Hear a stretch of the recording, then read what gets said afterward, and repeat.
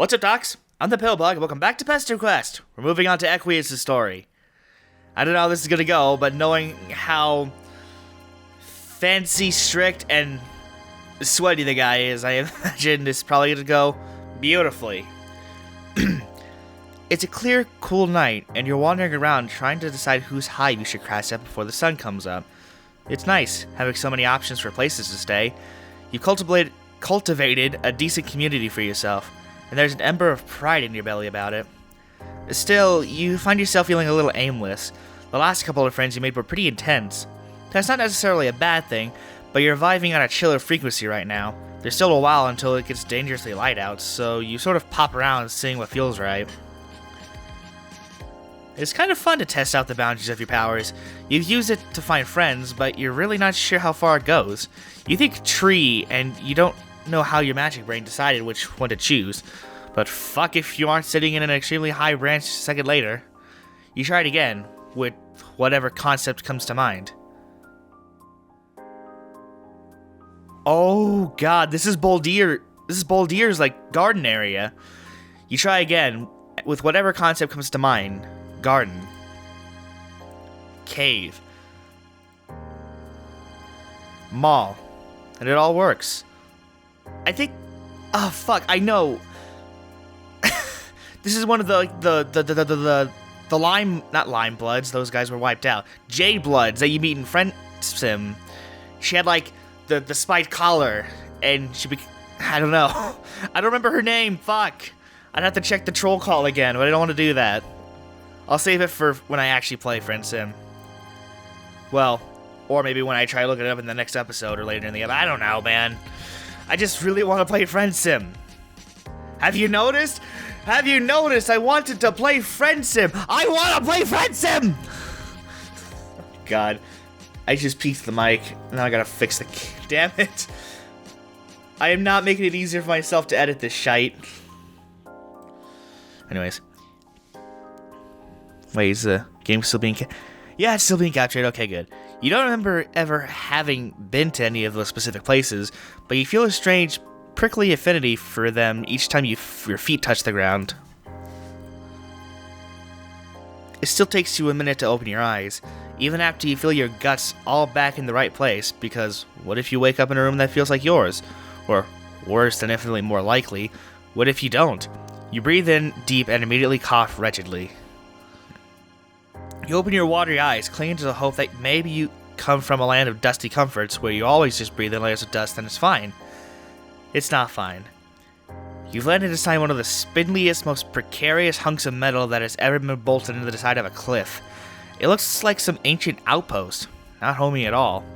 This is where, I think Tizius, that was her name. This is where Tizius was conducting her little experiments. At least I think it is. It looks like it anyways. Of course, that wouldn't work. It was stupid to try. Defeat is bitter in your mouth.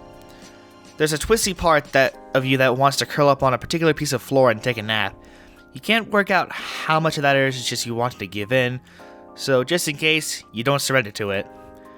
Maybe you'll come back another time and sift through all the shit on the shelves. But for now, you're not sure how structurally sound this thing is, and you can't take any more disappointment. So you try one more time to pop up somewhere you haven't been before. What was that one guy's name that games he mentioned? Oh yeah, Equius. Maybe he's chill. You think his name and zap away, imagining yourself leaving an edgy, despondent swirl of dust in your wake. Hi! How you doing?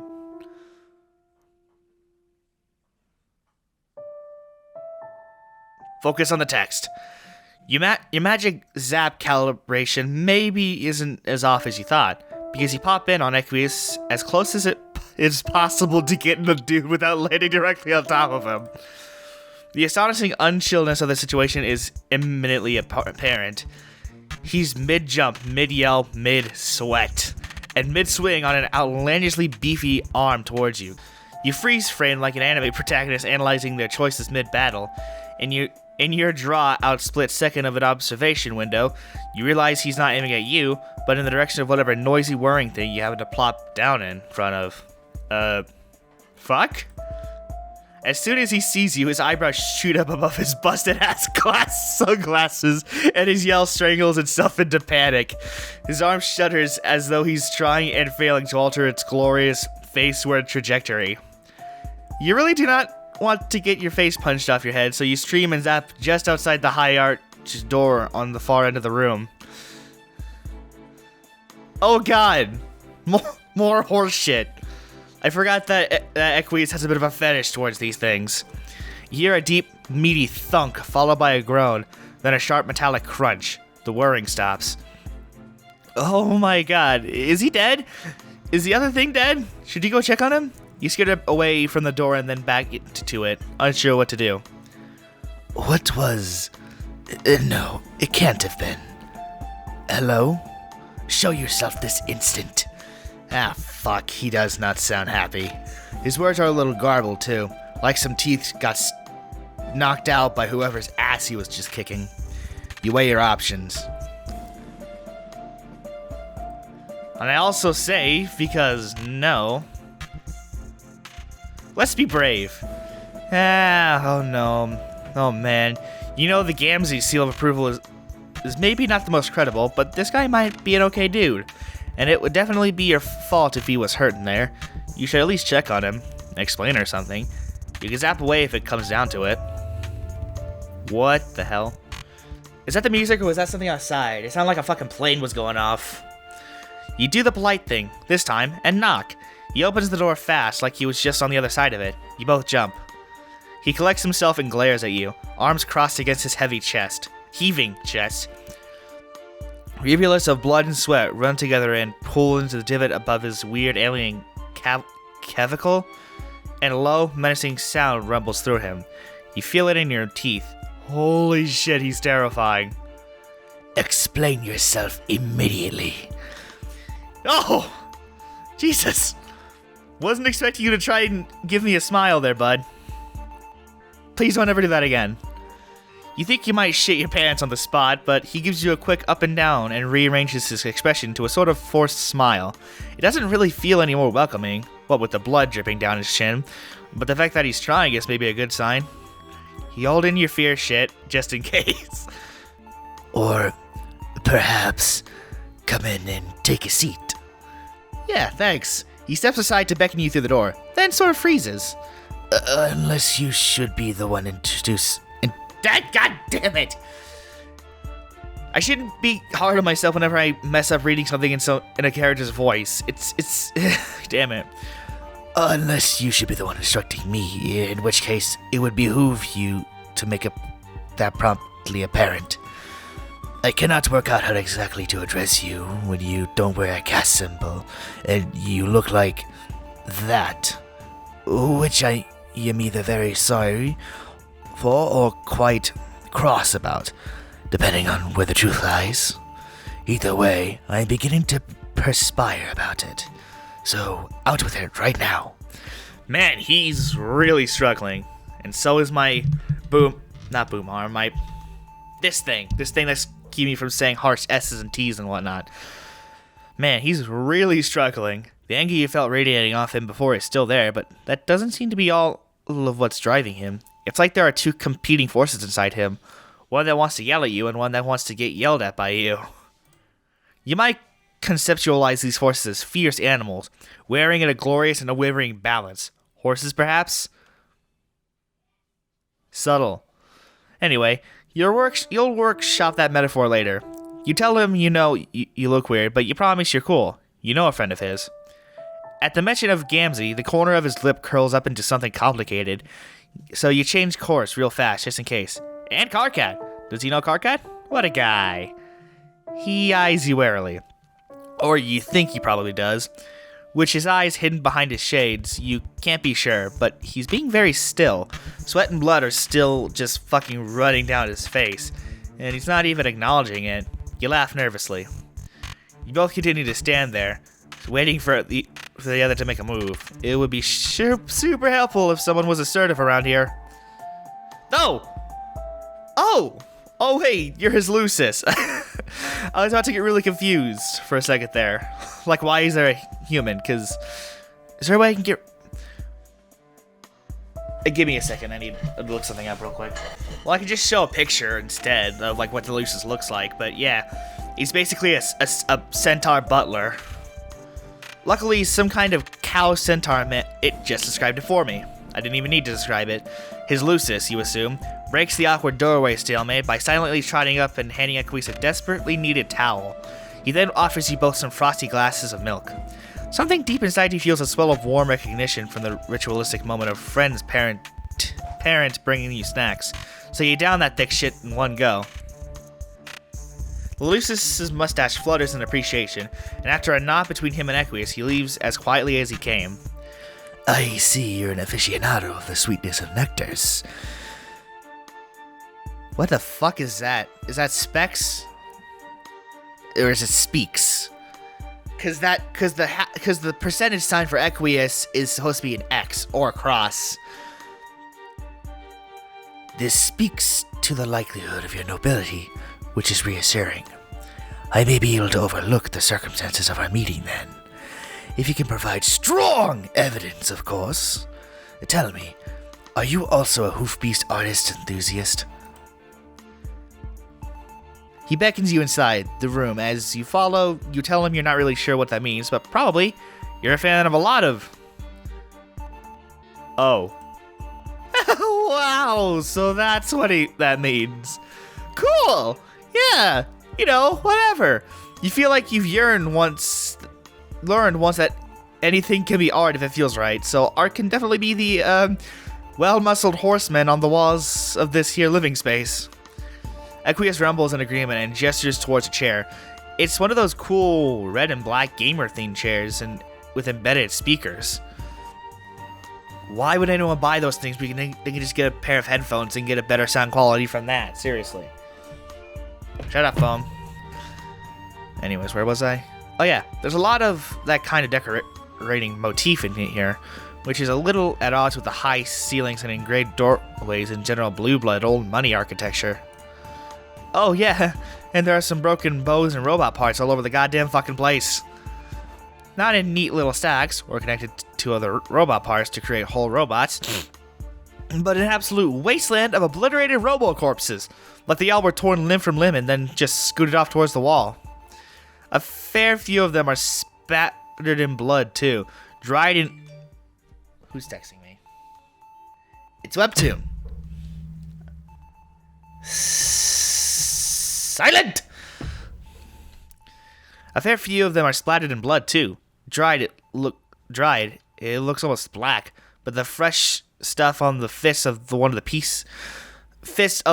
in pieces at your feet is bright indigo. On the one hand, it is absolutely a relief to see that it's all metal and not flesh body parts scattering the floor, but also it's still, you know, not fucked up looking. Your smile probably has too many teeth in it to seem normal, but Equus returned it in kind and leans. What he probably thinks is casual against the edge of his desk. It creaks under his weight. Jesus, he could just end you in half a second, couldn't he? You claim we have mutual acquaintances, so demonstrate it. He nods towards the screen of his desktop where he has Trollean open. Oh, fuck, okay. You guess you can just click on someone and ask them to prove it. He seems to know both Karkat and Gamzee, and between the two, you know who's most likely to be online and ready to pester and be pestered at all times. So you click his screen name and start typing. Hey Karkat, hope you're having a good day. I just had a quick favor to ask you. Wait, what? Oh, also I miss you. What the fuck? What happened to you? Where's your horrifying quirk? How am I supposed to saddle up for a truly nauseating conversation if I don't have a not veiled at all bows reference greeting me at the beginning of every one of your excruciating messages? Are you sick? Like in a new way? Oh right, Jesus, you're logged in as Equus. You fool ass just started typing like you had your own account for some reason. You blame it on the nerves and get to clarifying. Oh, sorry. This is your new friend. After I dropped off yesterday, I wandered around for a while, now I'm hanging out with Equus. I'm using his computer. Oh. My pusher almost fucking gave up on the spot. I don't think he trusts me. Can you vouch for me? Hold on, let me just bask in the concept of two of you hanging out. This is a mental masterpiece. A tablet of awkward fucking splendor. I legitimately do not even know what sort of short-circuiting must be happening in his brain to try and make sense of you. Please don't tell me a single fucking thing about it later.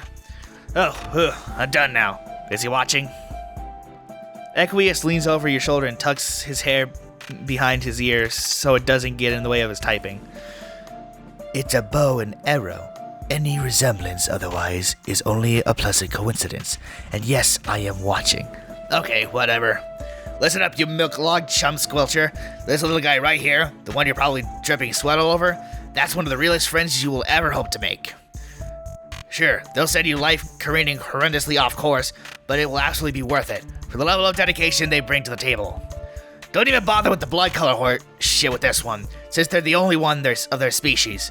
Just roll with it for once in your wretched life, and don't fuck this one up. Zahak. I assume that's his last name. They're an abomination, and they wouldn't know what a boundary was if it took up residence in their grease chute. Oh my god. But you two have those things in common. So in this case, that's a good thing. Give me a sec.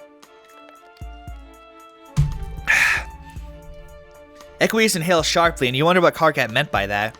About Equius, you mean. Sure, you're an inexplicable being, neither Earthling nor Alternian, but with weird, inchy memories about having lived on both planets. But it doesn't seem out of the normal range of fucked up, considering troll standards. In fact, how about this? That is sufficient. Goodbye. He minimizes the window and steps back, somehow sweatier than he was before. He taps the towel gingerly on his forehead.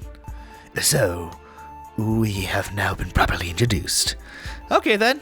He definitely thought he was going to be more thorough than that. He does seem a little shaken up, so maybe you should just be thankful the conversation got cut short before he really dug too deep into your lore and get judgmental about it. I do not know the standard method of communicating with your species. You will take the lead here, and it will surely become clear how I should proceed. Yes, that sounds extremely feasible. You will now begin the friendship process. I command it. Oh, sure. You got this. How exactly do you got this? Show off your cool super cool powers? So we're both freaks, huh? Yeah, I don't think calling Equius a freak is gonna be a good thing. Show off your cool powers. Great, you can do that. Making friendship happen is like the one skill you actually have. From what you recall, you have a 100% success rate at it, too. So this budding report is safe in your hands. Excellent. Whew. You really weren't sure he'd be down for this. It really seemed like he might be coming to kill you when you heard him stomping towards the door earlier. Kill you? I would never.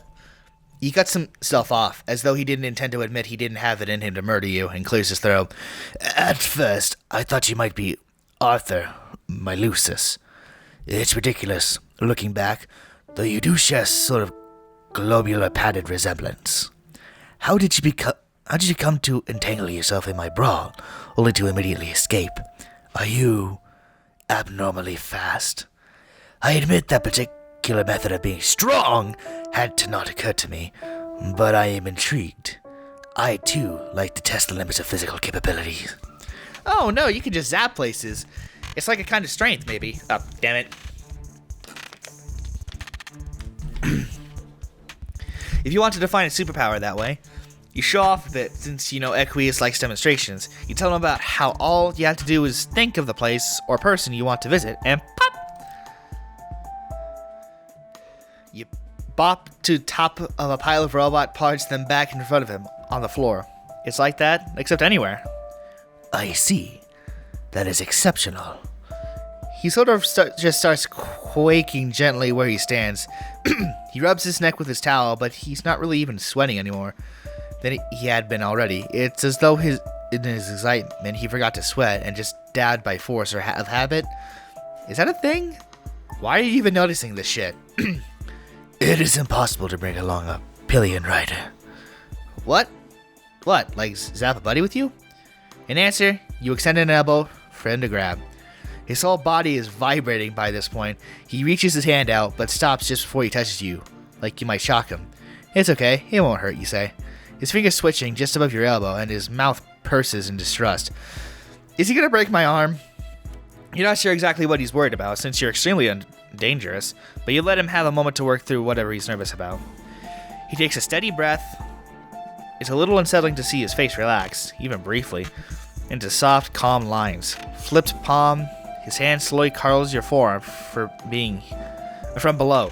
He nods, a sharp, determined move, and starts telling you what to do again.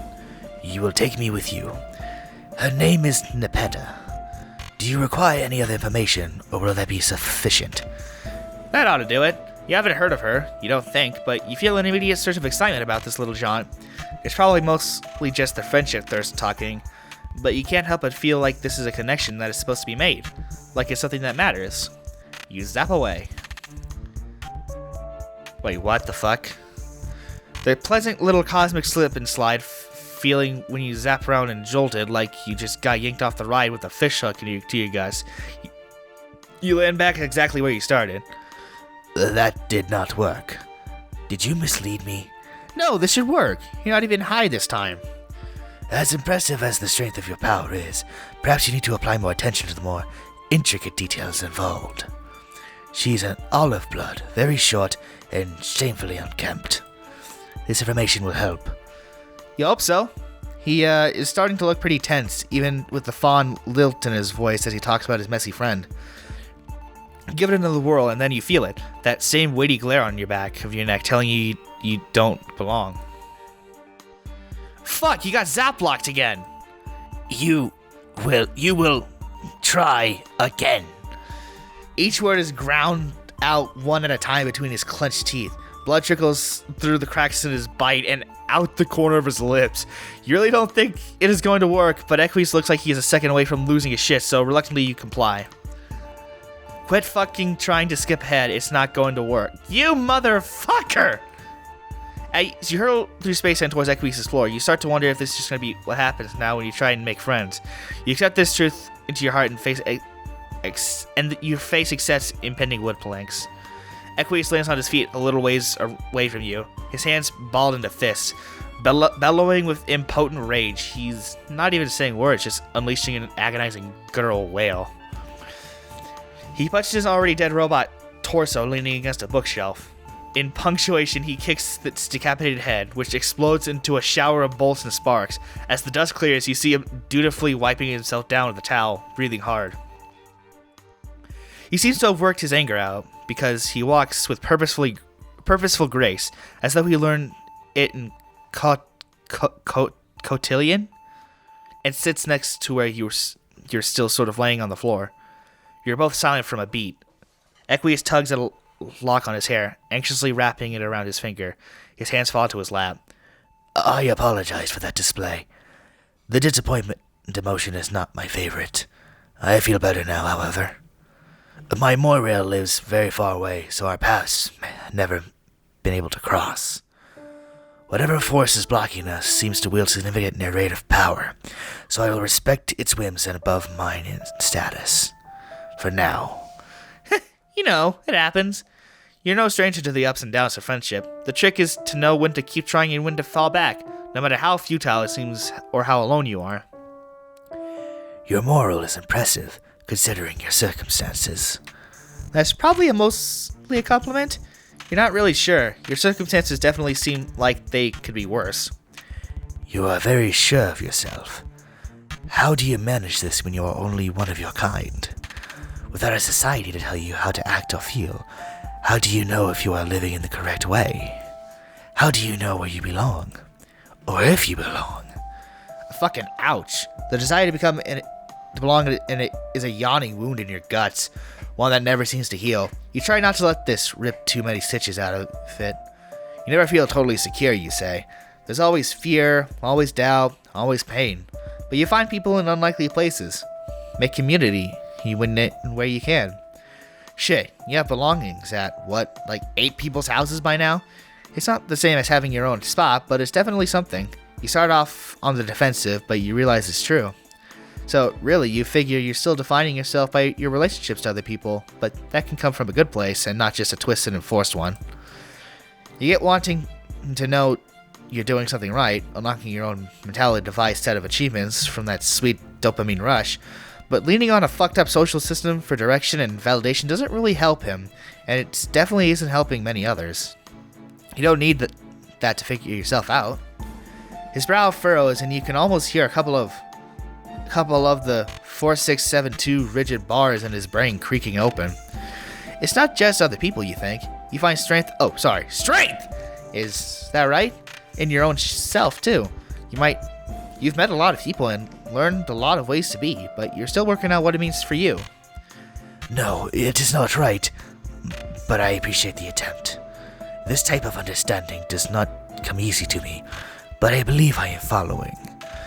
In my case, I have striven to locate and retool the edge of my own ability. Physical prowess is a relatively typical indigo trait, but I am abnormally strong. I have worked to hone it and attempt to make sense of myself and why I am like this. Reigning in an aberrant trait and defining myself by it. He gestures to the god-awful robot mess, then flexes his hand. The blood that coagulates since you two started talking. He stares at it. This way of thinking may not always be a good thing, however. Certain habits are difficult to break. Though there are loopholes in every rule, I often lose track of which regulations I actually enjoy following, and which I just do not know how to disregard. At least with this hobby, all the stakes are under my control, with no chance of others getting hurt. Unless they haphazardly zap in between your fight, looking for friendship, that is. His smile is as broken as rigid as it was the first time, but it seems different, backed up by rough warmth of his laugh. Yes, do not do that again. Next time you will zap to the front of the door and Arthur will let you in. Next time, you think? And smile back. Excellent victory! Holy shit, and only in half an hour. Strange, it usually takes me like a full hour to get everything. And I'm kind of scared to do some of the... Because normally, whenever I complete it in under an hour, like one of the routes, I usually try and get, like, all the bad endings as well. But you know what? I'm just not feeling it. I feel like I'm satisfied with what I got. And also, I'm completely terrified of Equius. Please don't kill him. Besides, might give y'all some incentive to play this yourselves. So, there you go. I'm just going to leave this episode here before this gets more derailed than it already has. Thank you guys so much for watching this episode. If you liked it, hit that like button down below, and I'll see you in the next episode of whatever the heck I make. Ciao!